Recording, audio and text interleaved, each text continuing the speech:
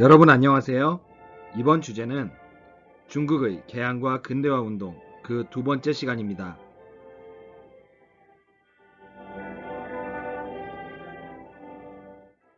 학습 목표 태평 청국운동이 일어난 배경과 의의를 말할 수 있다. 양무운동이 일어난 배경과 그 내용을 말할 수 있다. 태평 청국운동을 살펴보겠습니다. 태평 청국운동은 1851년부터 1864년까지 1차 아편전쟁과 2차 아편전쟁 사이에 일어났습니다. 청나라는 서양 세력과 상대하고 있던 중 국내 문제까지 해결해야 하는 이래저래 골치 아픈 상황에 놓이게 되었습니다. 그 배경을 보시면 아편전쟁이 패배한 이후 청왕조의 권위가 추락해 있는 상황이었고요. 농민 생활은 더욱더욱 어려워졌습니다. 이에 중국 사람들 사이에 반청 감정이 굉장히 고조되어 있었죠. 그러던 중 1843년 홍수전이라는 사람이 상제회라는 종교단체를 만들었는데요. 상제회는 크리스트교의 영향을 받아 조직한 비밀 결사 단체입니다. 상제회를 만든 홍수전에 대해 소개해드리자면 홍수전은 과거시험 수험생이었고요. 무려 4번이나 과거시험에 떨어졌어요.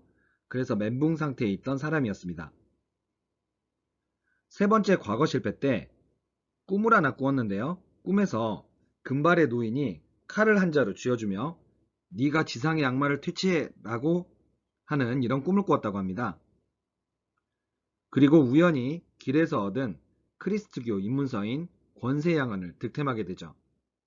권세양언, 세상에 권하는 좋은 말씀이라는 뜻이죠. 홍수전은 자신이 꾼 꿈과 권세양언을 연결지어서 본인이 예수의 동생이라 주장하며 상제회라는 종교를 만들어 포교 활동에 나섰습니다. 여기서 상제는 하느님을 뜻하는 거죠. 태평 청국운동의 과정을 살펴보겠습니다. 홍수전은 상제회에 사람이 많이 모여들자 병사를 일으켜 1851년 태평천국을 선포하기에 이릅니다. 오른쪽에 태평천국의 진로를 보시면 베이징에 육박할 정도로 제법 쏠고 다녔네요. 왼쪽은 태평천국군의 나팔수가 쓰는 관과 옷이에요. 그리고 아래 도장은 태평천국의 옥수에이고요. 태평천국의 목표는 멸만흥한, 다시 말해 만주족을 타도하고 한족 국가를 세운다는 것이었습니다. 그리고 나름의 개혁도 추진해 가는데요. 그 대표적인 제도가 바로 천조 전무 제도입니다. 이 제도는 토지의 균등 분배와 남녀 평등이 들어 있었습니다. 내용 중 일부를 살펴보시면 땅이 있으면 함께 경작하고 음식이 있으면 함께 먹고 옷이 있으면 함께 입는다. 돈이 있으면 다 같이 사용한다. 어때요? 약간 사회주의 느낌도 좀 나죠? 그리고 변발이나 전족, 축척과 같이 악습의 금지를 주장했습니다. 그들이 금지를 주장했던 중국의 악습 중 하나인 전족에 대해 알려드릴게요.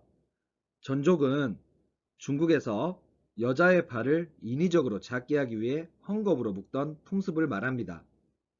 보통 3살에서 6살 정도의 어린 나이에 발을 헝겊으로 꽁꽁 동여매고 엄지발가락 이외의 발가락을 발바닥 방향으로 묶어서 조그마한 신발에 고정시켰습니다.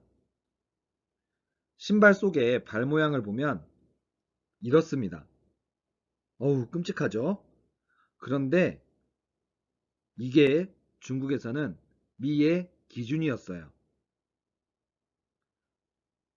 정상적인 발과 비교하면 이렇습니다.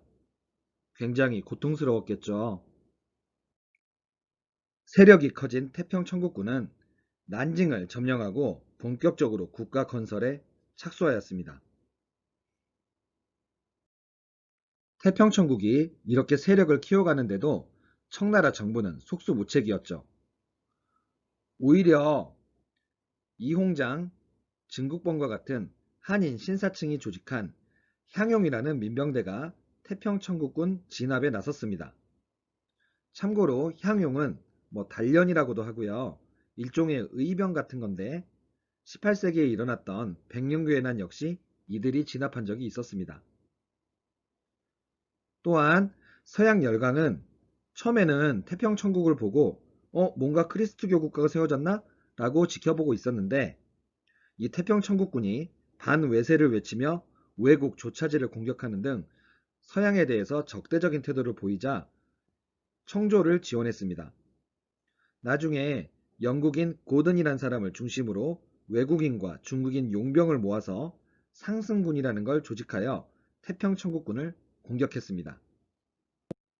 결국 홍수전이 사망하고 태평천국군 지도부 내부에 분열이 일어나면서 태평천국군은 실패로 끝이 나게 되었습니다. 다음으로 양무운동을 살펴보겠습니다. 양무운동의 배경은요. 아편전쟁에서 서양 애들한테 박살나는 걸 한번 봤죠. 그리고 태평천국운동 때 외국인 용병부대 상승군의 활약을 지켜보면서 와, 서양 무기가 진짜 짱이구나 라고 서양 무기의 우수성을 뼈저리게 느끼게 되었습니다.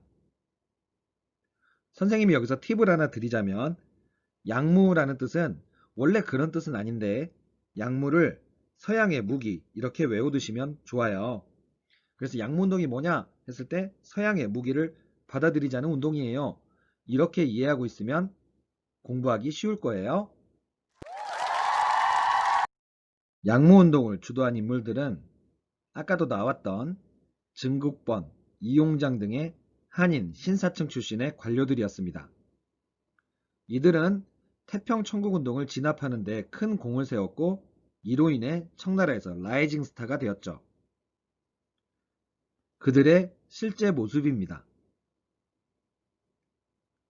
이 중에 이홍장이라는 인물을 소개해드리자면 스승인 증국본과 함께 회군이라는 향용, 즉 단련을 이끌고 태평천국운동을 평정하는 데 큰 공을 세웠습니다. 증국본이 죽고 난 다음에 청나라의 한족계 관리가 되어 최고 실권자인 북양대신의 자리까지 올랐습니다.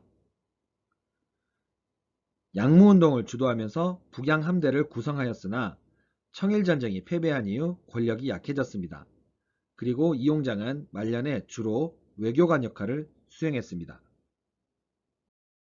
이들은 아편전쟁의 패배 원인이 서양의 무기가 더 우수해서라고 생각했습니다. 그래서 무기와 기술만 발전시키면 된다는 생각이었죠. 그래서 그들의 개혁 방향은 중체서용, 즉 중국의 체제는 그대로 두고 서양의 기술을 도입하여 부국강병을 이루면 된다라는 생각이었어요. 그래서 중체소용을 개혁 방향으로 잡고 개혁을 본격적으로 추진하게 되는데 군사력 증진을 위해서 금능기기국이라는 군수공장을 건설하고 서양식 육군과 해군을 창설하였습니다. 사진은 금능기기국의 모습입니다. 참고로 한국사와 좀 연결지어 이야기해드리자면 우리나라도 개화정책을 시행할 때 여기저기 사절단들을 많이 보냈잖아요. 청나라에는 김윤식을 중심으로 영선사라는 사절단을 파견했죠. 이때 이 사절단들이 금능기기국에 방문해서 무기제조 기술을 배운 적도 있었어요. 그리고 근대산업 육성에 힘썼는데요. 영국 산업혁명 때처럼 면직물을 만드는 직포공장을 세우고 또 증기선을 도입해서 기선회사를 설립했으며 광산도 개발하는 등 근대산업의 기초를 마련했습니다. 그리고 민간 기업을 육성하려고 노력을 굉장히 많이 했었죠. 근대 기술을 수용하려면 뭔가 배워야겠죠. 그래서 신식학교를 설립하고 유학생을 파견하는 등 근대 교육도 실시했습니다. 그러나 중앙정부의 체계적인 계획이 부족했고요. 기업 활동에 대해서 관료들이 지나치게 간섭을 하면서 그 한계점이 나타났습니다. 그 결과는 청일전쟁에서 패배하면서 한계점을 드러낸 채 양무운동은 중단되고 말았습니다. 다시 말해 무기만 업그레이드 한다고 서양 열강을 이길 수는 없었던 거죠. 게다가 일본은 서양 열강도 아닌 뒤늦게 근대화에 뛰어든 같은 아시아 국가였으니 그 충격은 배로 늘어났겠죠.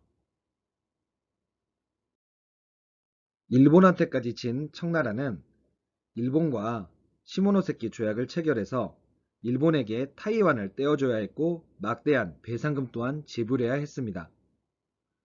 여기에 한국사와 연결지어 이야기하자면 청나라 일본이 조선을 놓고 경쟁하고 있었는데 청나라는 조선에서 발을 빼야 했죠.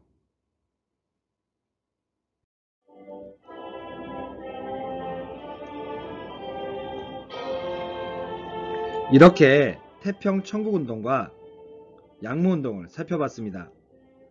다음 시간에는 변법 자강운동과 의화단 운동을 살펴보겠습니다. 여러분 고생하셨어요. 안녕.